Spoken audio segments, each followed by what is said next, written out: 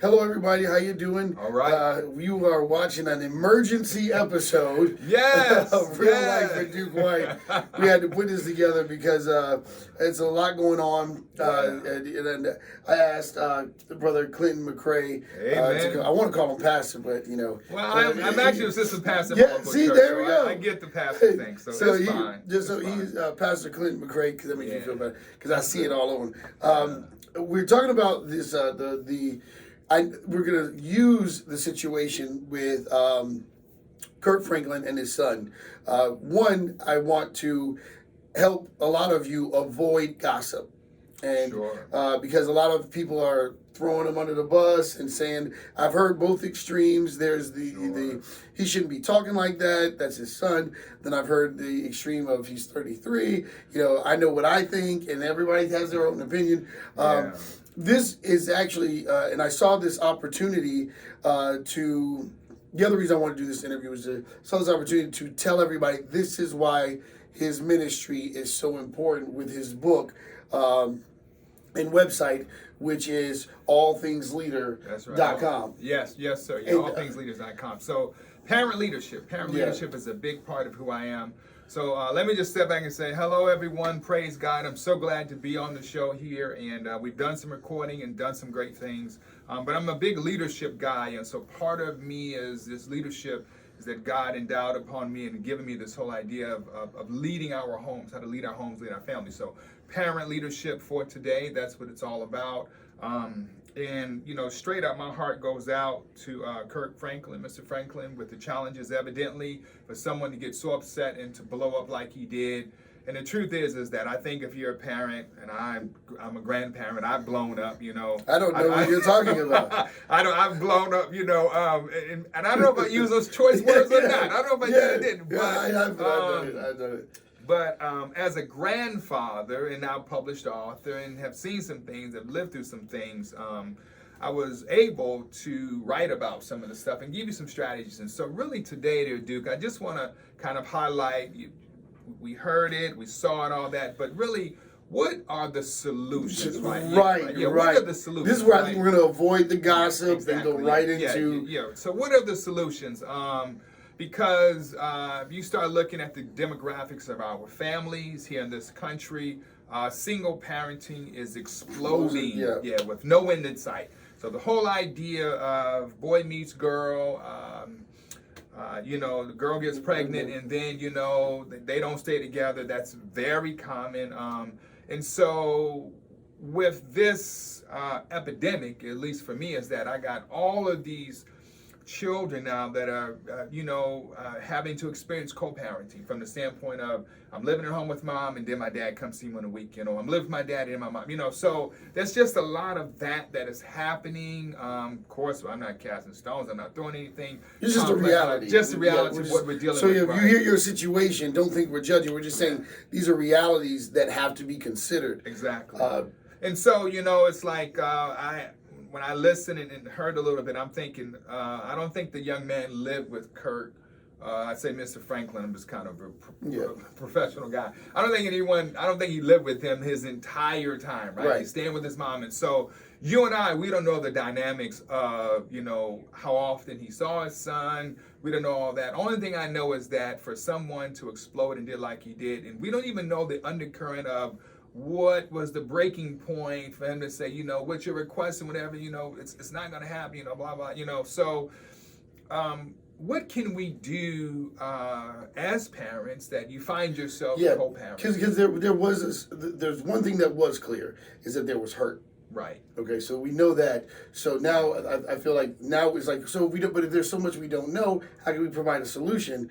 But when we know that there is hurt and there's communication while there's hurt, we know we can bring a solution to that. Exactly. Yeah. So when you are parenting and you are raising your children, what I talk about in the book is that there's actually different from roles of parenting as it relates for, you know, you and your leadership style.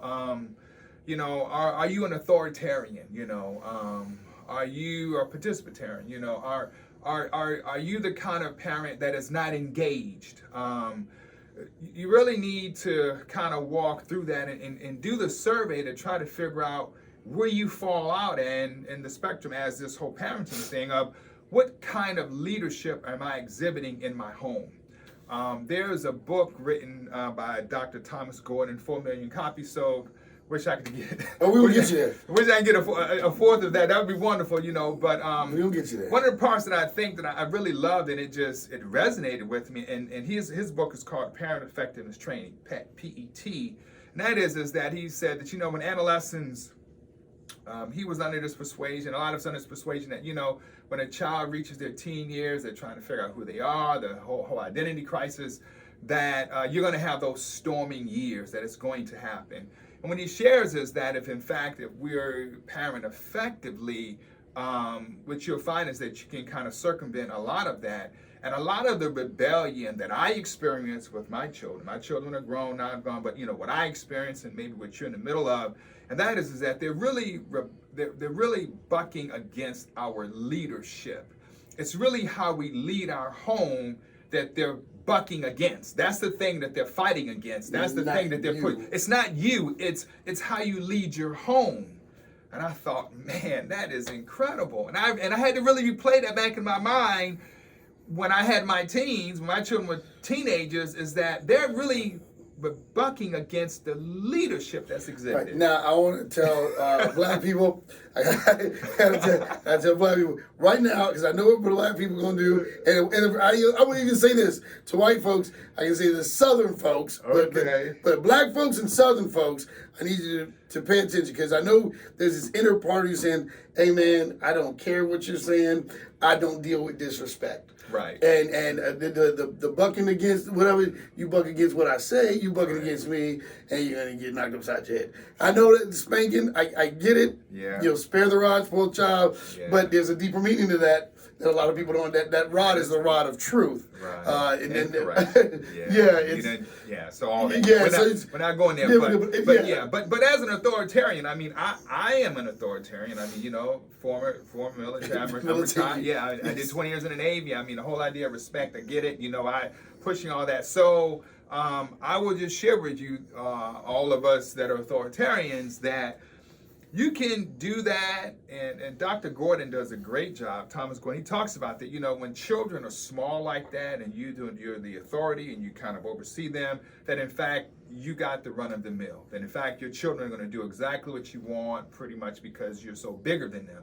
He says, but what happens is that if you try to continue to operate in that manner, that as they continue to grow, they begin seeing your idiosyncrasies. They begin seeing your flaws. They kind of understand that if they stay here, that they can wear you out. That in fact, and that's the part that I was laughing at, is that if you're an authoritarian and you're always kind of overseeing, then you are one tired parent. Right. Whoa. You are one tired, exhausted parent, because you're just doing all the pushing, you're doing all the pulling and all of that.